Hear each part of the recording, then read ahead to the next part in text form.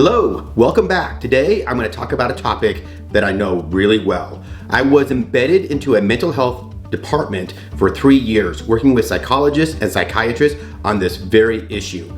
Today I'm going to talk about digital sugars and how that affects the mind. Digital sugars relate to video games, social media, and other types of entertainment digital media that basically stimulates the brain like crack cocaine. Let's get started.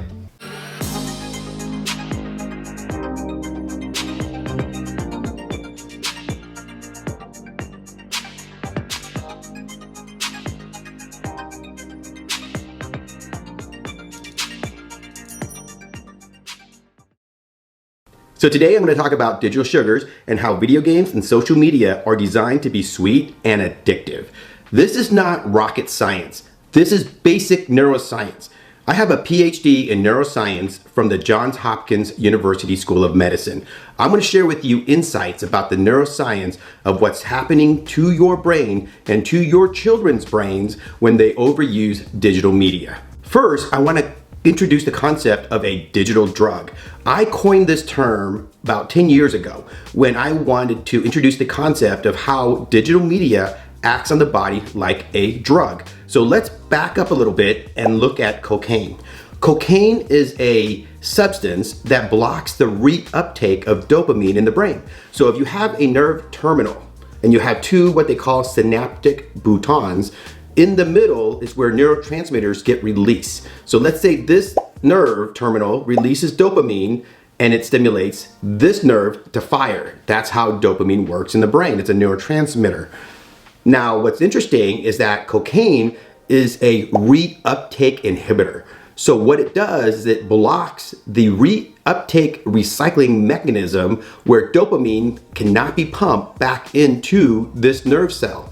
As a result, over time, the nerve terminal actually increases in levels of dopamine. So when cocaine stimulates and gives you a high, it doesn't really create more dopamine, it just blocks the reuptake of existing dopamine. So that means if you have a thought, if we see something, if we think about something that makes this nerve terminal fire more dopamine, it's gonna give you the same high as cocaine.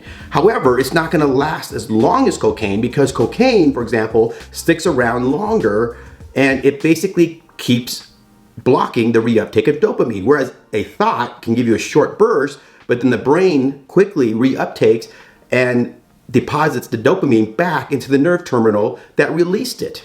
So that is why I say digital media can be like a digital drug, because what we see, what we hear, what we think about can actually drive dopamine in the brain to act like a drug. So let's see the scientific evidence where I came up with that theory.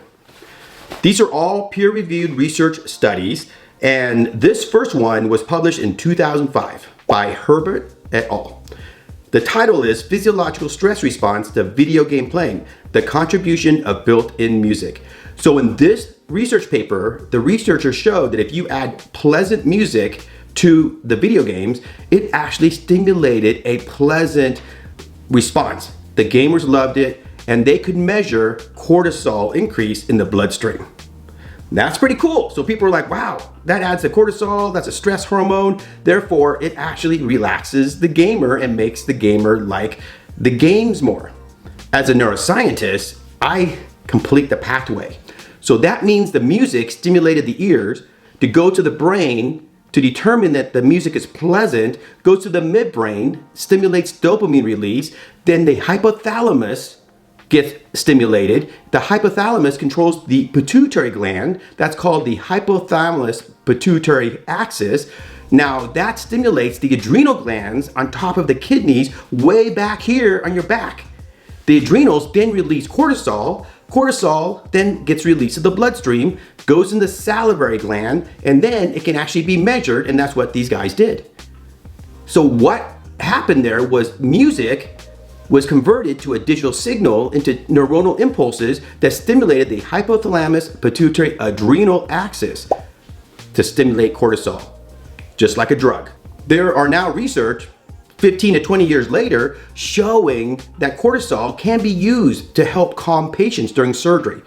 Cortisol has also been shown to be stimulating gene expression. So there's epigenetic expression of genes when cortisol gets activated, goes into the nucleus of the cell and activates literally dozens and dozens, if not hundreds, of genes that we have yet to identify their function. So cortisol over time can actually change the actual structures of the brain and cells in your body.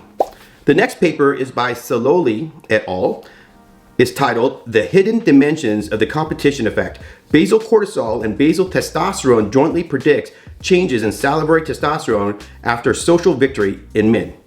So in this one, they showed that when two gamers were engaged with human beings, like if they were both humans, their levels of testosterone in their salivary secretion was higher than if they played a computer.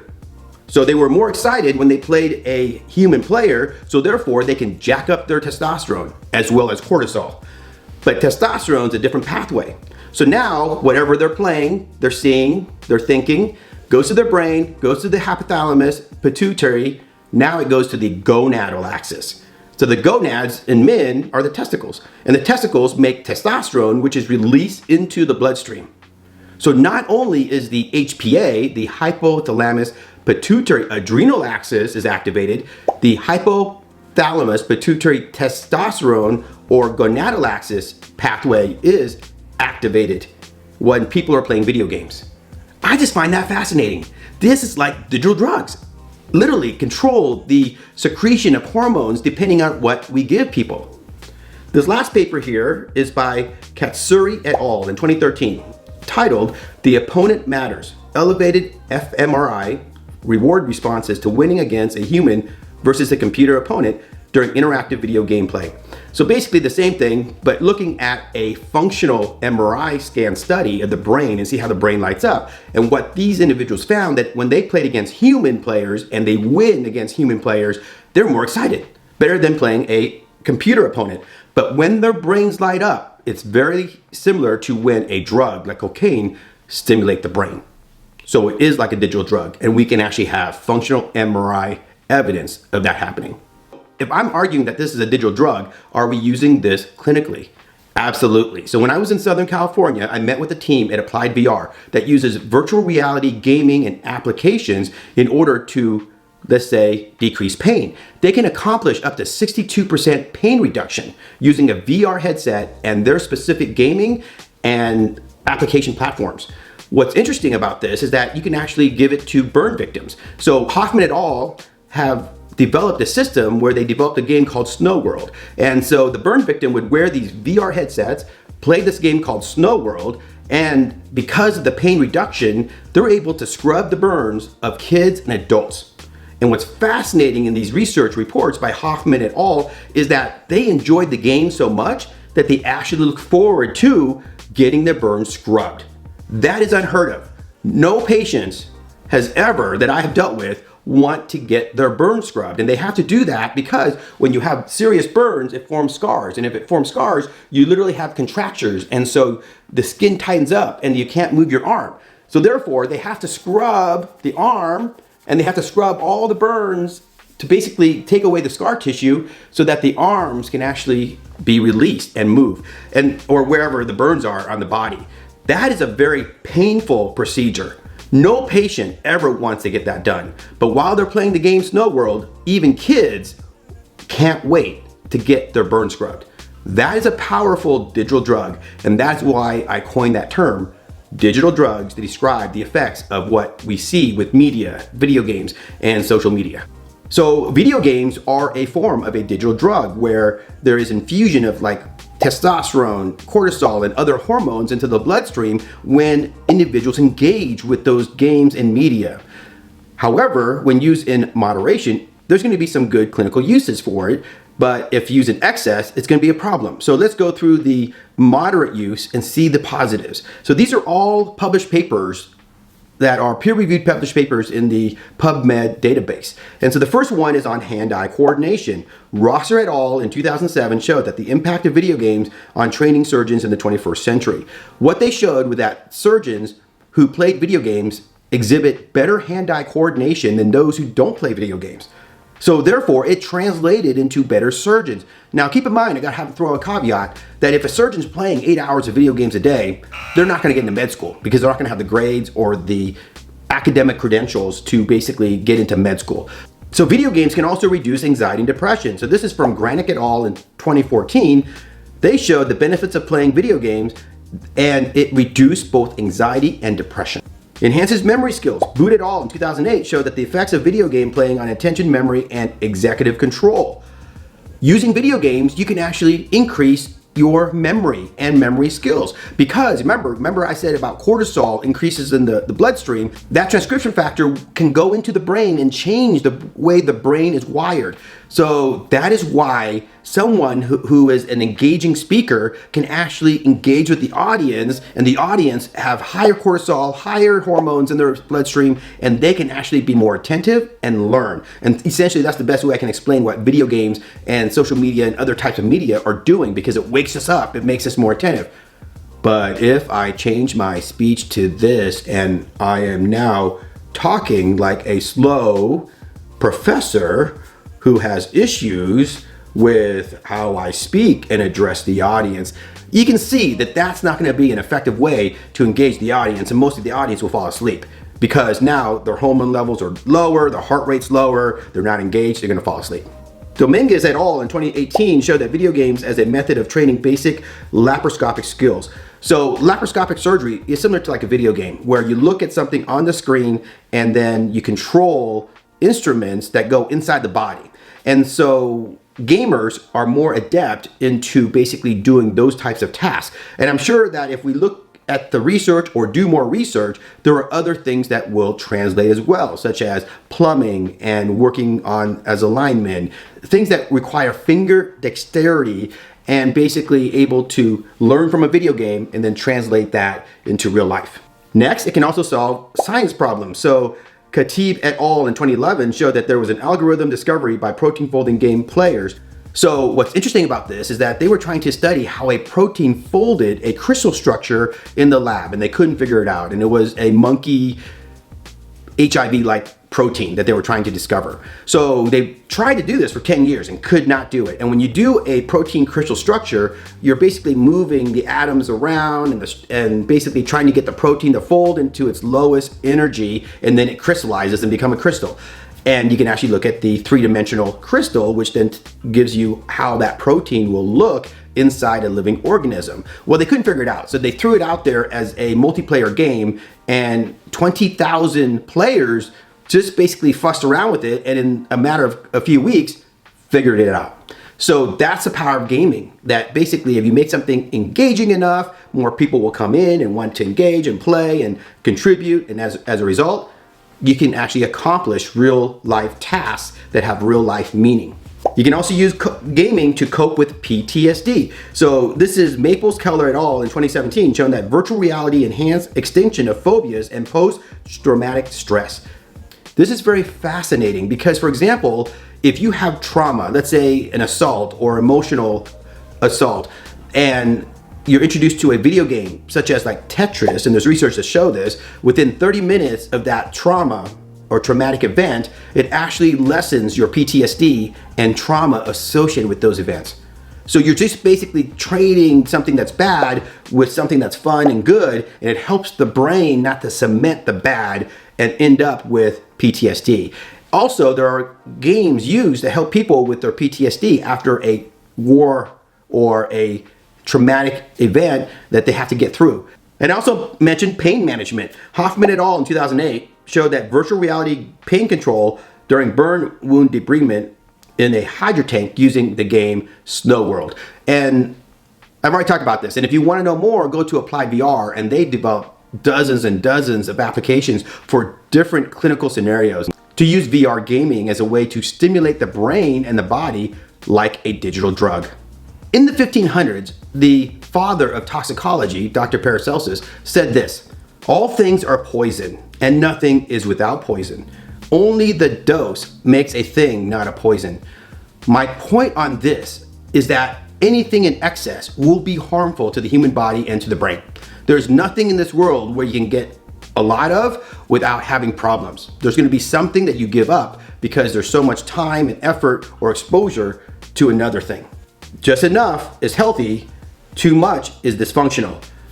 Back in 2010, the Kaiser Foundation did some research and showed that the average American child uses on average entertainment media 7 hours, 38 minutes a day. Now it's well over 8 hours a day, mainly because we have phones. We have phones that are going everywhere with us, and these phones are now capable of doing amazing things. We have access to unlimited amount of media and YouTube and social media, and it's crazy how much information is on this phone. And actually, these phones can emulate now PlayStations and Xboxes, and you can actually play remotely at high speeds. So it's amazing what these phones can do. However, it now allows a child who doesn't have the brain power to say no to actually use it too much. And that's how we get over 8 hours a day of usage, especially in children. So what are the negatives associated with using a digital drug too much? Well, let's go through these peer-reviewed research papers. The first one is sleep deprivation. Lamola et al. In 2015 published a paper called Adolescents' Electronic Media Use at Night, Sleep Disturbance and Depressive Symptoms in the Smartphone Age.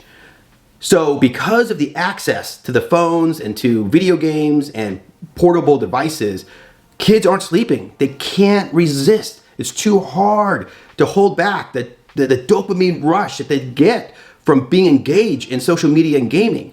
So therefore, they are willing to stay up later. And because of that, the sleep deprivation causes serious physiological problems. It's associated with obesity, associated with anxiety, depression, suicidal ideations, anxiousness. So sleep deprivation is huge. If we can just solve the sleep deprivation in the youth and in adults, most of our mental health issues would plummet. So therefore, sleep deprivation is nothing to balk at. Sleep deprivation is extremely important. Gamer Rage, Yao et al. 2019 showed that violent video games, exposure, and aggression are associated. So the best way I can describe this without getting into this, and I have to make another video to outline the science on this because they're so controversial, mainly because the companies have released information that is not true. They've actually hired researchers and also basically recruited researchers to be pro-violent games. And so therefore, if you look at the research, it's all muddled. You have one party that says bad, one party that says good. I'm gonna simplify this for you. Organizations like law enforcement and the military spend millions and millions and millions of dollars on video game-like training programs. These training programs are basically first-person shooters and scenarios. And some of them are VR, some of them are 180-degree screens. However, they have been shown to increase lethality in law enforcement and military. And we use it. We even use simulators for fighter pilots to teach them how to be more effective and more lethal.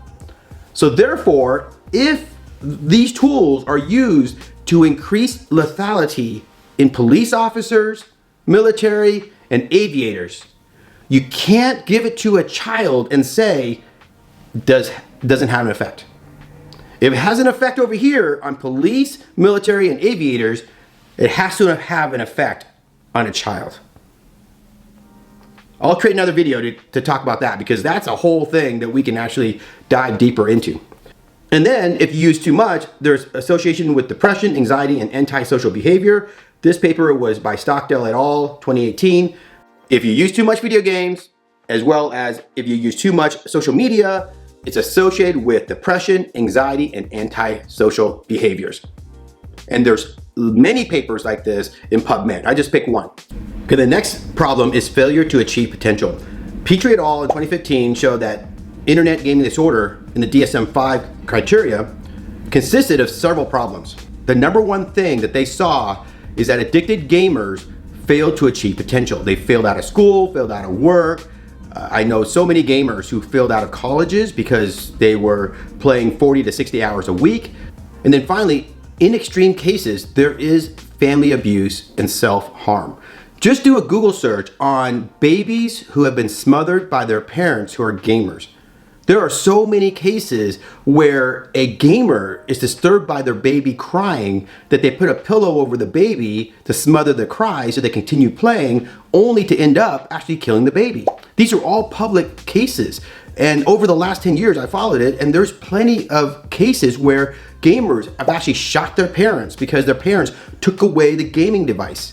Social media stimulate dopamine as well as videos. And that's why when I do my YouTube videos, for example, I talk quickly, I try to be animated, I add in pretty colors. These are all things that add into the dopamine release in your brain. But in social media specifically, let's take a look at what tools or strategies that psychologists and also programmers have come up with for social media. For example, the first one is dopamine hits from instant gratification. When your brain gets instant gratification, you post a picture on, let's say, social media, and people instantly like it. Even myself, as a 50-something-year-old doctor, gets excited when people are liking my photo. My wife, my kids, everyone in my family does. But the research also shows that too. So if we're really honest to ourselves, we want to be liked. And that instant gratification is when we post something, something is liked on it, we respond, and how we respond is brain dopamine goes up. If we had cortisol kits to measure cortisol, I can guarantee you that cortisol goes up too. A home cortisol kit where you can actually measure it yourself. And so these home experiments will be possible. Number two, personalization. When your social media page is personalized to you, there's an attachment there. And that attachment is something that keeps you coming back and going back to the social media. 3, social validation. We as human beings want to be validated. We go to work, we want people to say, great job. We want people that we work with to say, great job. We want to go to school and have teachers say, great job. So on social media, you want the social validation, but that social validation, when you get it, it also leads to dopamine release in the brain. 4, the fear of missing out, or FOMO. So because of the fear of missing out, because social media world is happening even when we're not engaged in it. So for example, I have a lot of followers on Facebook as well as a YouTube channel with a lot of comments.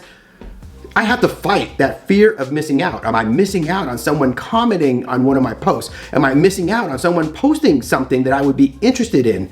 That FOMO brings us back to the social media to check the news feed, to check the social media accounts, to check your notifications, to see if something is there for you to look at. 5, endless scrolling. If you notice, in all these social media platforms, they're there to make money. But in order to get people to look at the social media more, it has to have endless content. So you literally can just scroll there and there's so much variety. And the brain is looking for variety.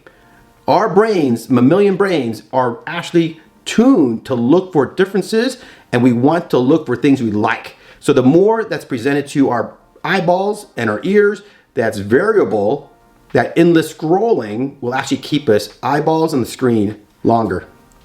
Number 6, visual appeal. So when colors, blue, red, green, yellow, are presented to us and the way it's laid out, and it's visually appealing, that makes us also want to use the social media. 7, social connection. Basically, we are social animals, so we want to be connected to other people. And social media, and it's not bad, it's great that we can connect to other people. However, we only have 24 hours a day, and 8 of those hours should be spent sleeping. So social media has increased our social connections from maybe a few dozen people to now thousands of people. And it's kind of crazy how we can get so tied up in our social media. 8, variety of content. 9, gamification. So gamification is the concept of adding video game-like properties to everyday tasks. So therefore, if you notice, there are certain things about the social media platforms is like how many likes, how many engagements, how many dislikes.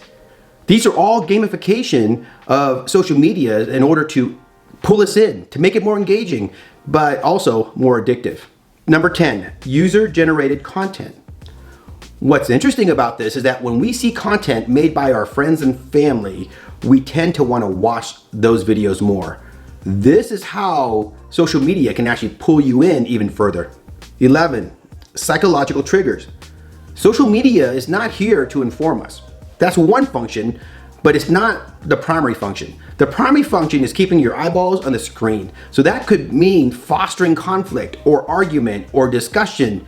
So therefore, with certain psychological triggers, like for example, during this last election, if you see a certain post, that's gonna psychologically trigger you to engage, argue, and spend more time on social media, which is the goal of the platform.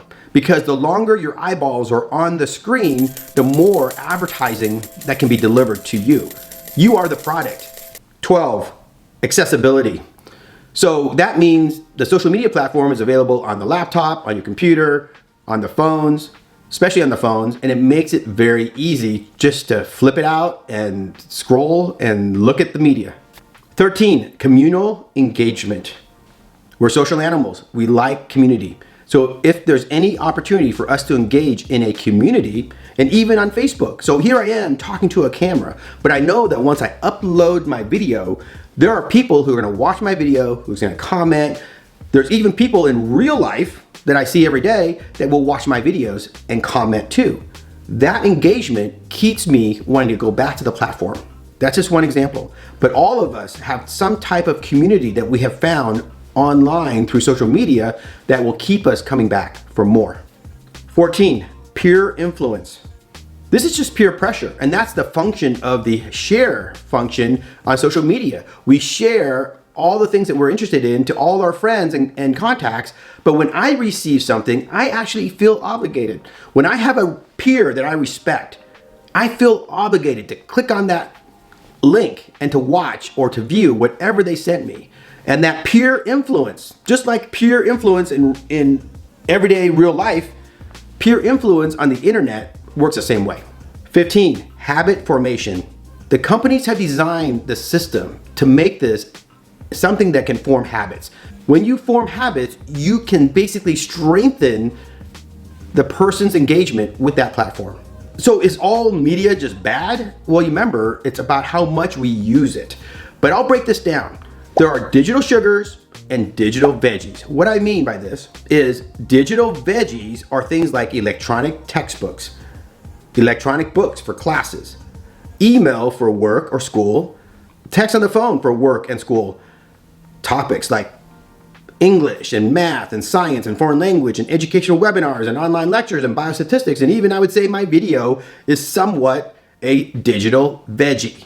Digital sugars are things that stimulate the brain in a way that the dopamine rush in the brain acts like a sugar, like a drug. These are gaming and social media platforms. Videos for fun, like cat videos and viral videos that are just dance videos. Ebooks for entertainment. So notice how I had ebooks for classes and ebooks for education on the digital veggie side, but ebooks for entertainment can actually stimulate dopamine as well and can suck people in. I've known people who actually are avid readers of fictional works to the point where they're spending like 8 hours a day only reading, but they have now grown up to be socially awkward. And I've known a specific person in mind that I'm not gonna mention their name, but when we're at a Christmas party, they're in the corner reading their book as a 45-year-old man. That is not a healthy habit to develop. So I'm just saying, ebooks can also be addictive as well and can actually form bad maladaptive behaviors. Texting with friends just for fun, and then email for fun. So now notice how email, just like ebooks, are on both columns, right? Because email from your boss is different than email that you receive that are jokes or funny videos or viral links or whatever. So email can also be different. So what I'm saying is that digital media is just a medium. It depends on how we use it. It can be veggie-like or sugar-like. The problem arises in children because they don't have the ability to put the brakes on. They're all gas, right? More gas, no brakes. So therefore, when you ask somebody, and I do this to an audience when I'm like, in a speaking engagement, and I'll say, okay, raise your hand if you know or you yourself is a broccoli or cauliflower addict. Usually there's no one, and there might be one person. Now let's just look at them and make like a joke like, oh, you're the abnormal one, or no, you're lying. Show me the proof. And I said, as a clinician or as a physician, I've never seen a broccoli or cauliflower addict.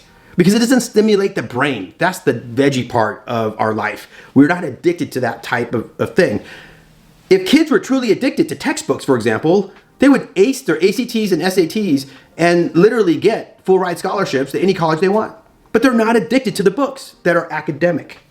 So therefore, they all want sugar, candy. So this is my daughter. She's at 6.5 right now in this video, but she's now an 18-year-old freshman year in college, doing great. But she was eating broccoli, and I just whipped out my phone and I said, okay, Emily, I'm gonna give you $100 to basically, and now she regrets it because this video has been shown so many times all over the world, everywhere for the last like 10 years, right? So now she's like, man, that's a really ripoff that I took $100 and now you just use my image for 10 years now. So anyway, I whipped out a camera and asked her this question. Hi. How old are you? 6.5. Okay, Emily, do you like broccoli? Yeah. If I gave you a choice every day and put a huge plate of your favorite candy in front of a huge plate of broccoli, which would you eat first? Candy. So I know this is only an N of 1 experiment. Okay, it's my daughter, and I got her off guard, and she answered exactly what I knew a child should answer. But the LA school districts did this experiment for us. So back in 2013, the LA school district purchased 1 billion with a B worth of iPads without the safety guards. The kids who are in high school, who are 16 through 18, took a few weeks, 2 weeks, to jailbreak the iPad to view pornography and play video games. This is a $1 billion experiment that does not need to be repeated. Kids don't have the brain power because their brains don't fully develop until age 25. So before then, it's all gas pedal, no brakes. All gas, no brakes. So therefore, that's why kids can't make that decision for self-control. So really, it's not surprising that babies love the screens too. So let's take a look at this baby.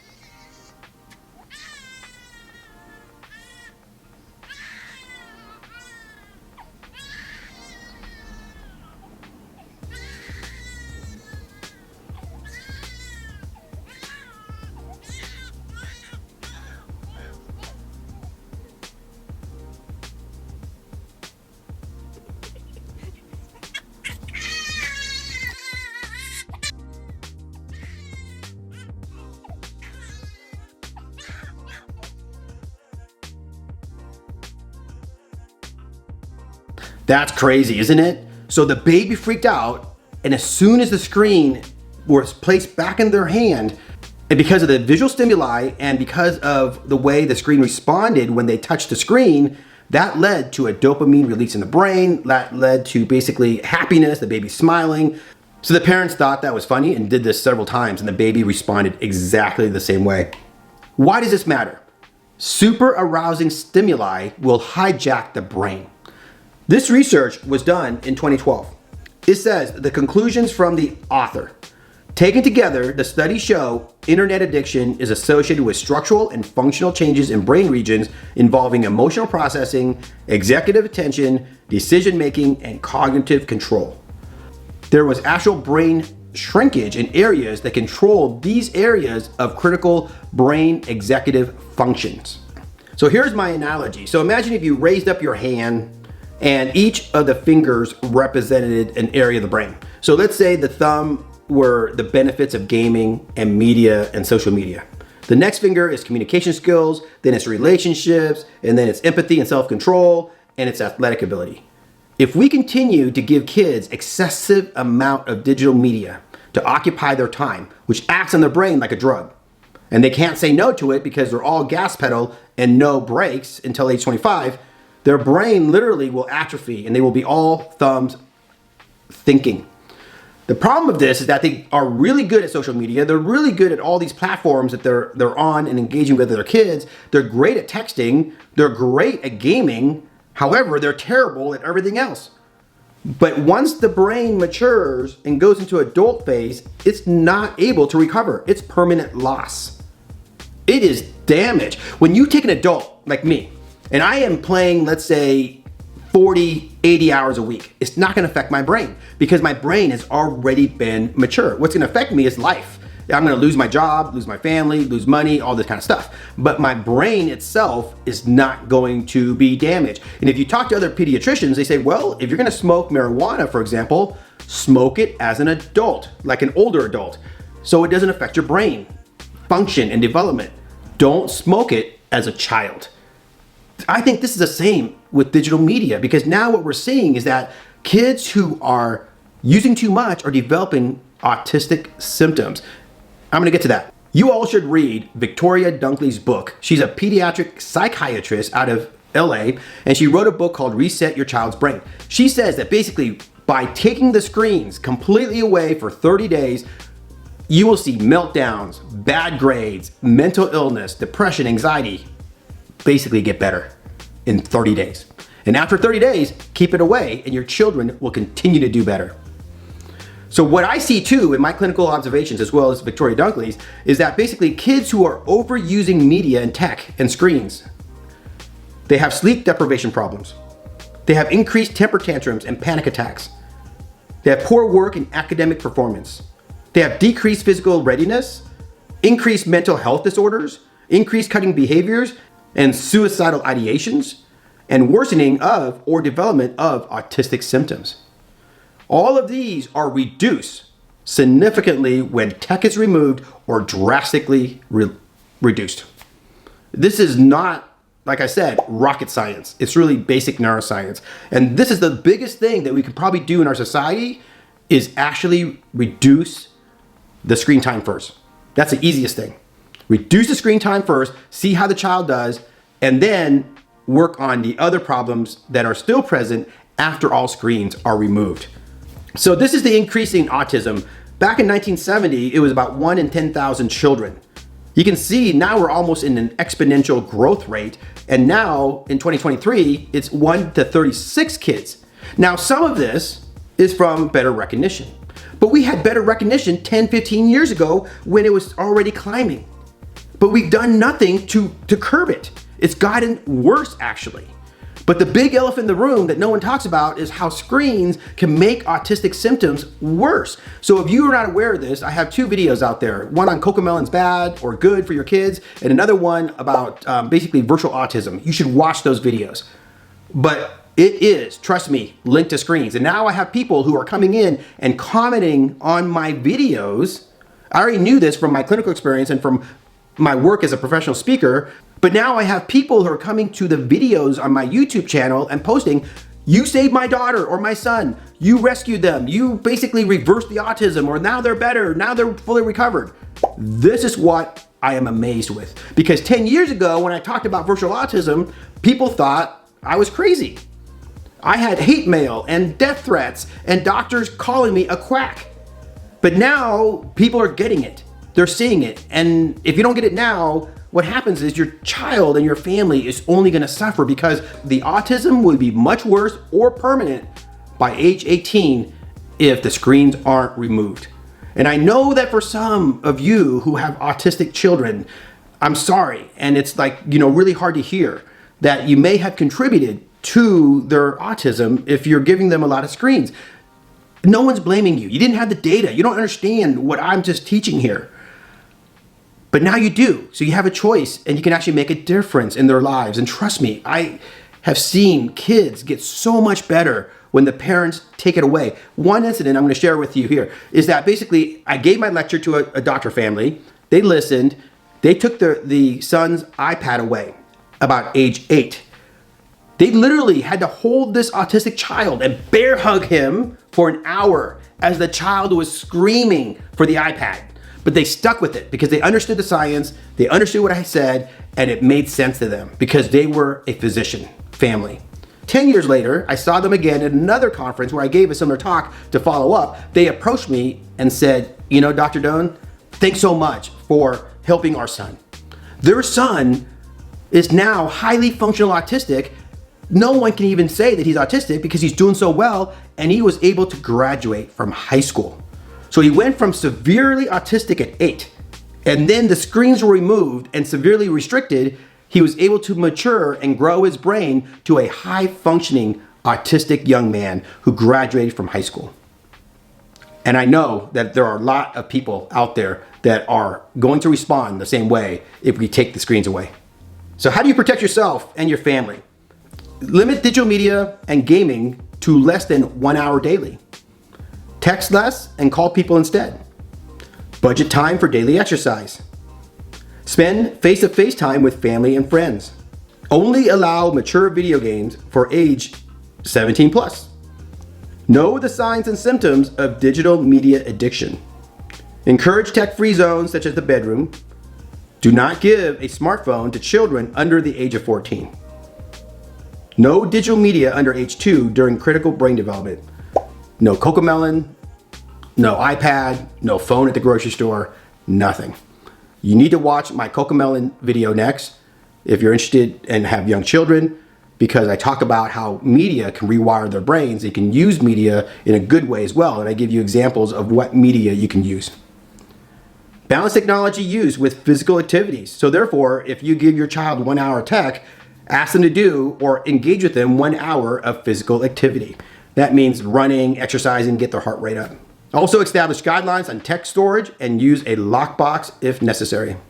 Well, thank you for sitting through this long lecture. I know this is longer than most of my YouTube videos, but I had multiple functions here. One was to educate people who really want to learn more and just sit through this entire talk. And then also to train the people who want to present this slide deck, which will be available in the description below. I will upload it to my website so that way you can actually download it yourself and then give it to your community, schools, business, wherever. I want people to spread this message because my heart is into changing one life at a time for the better.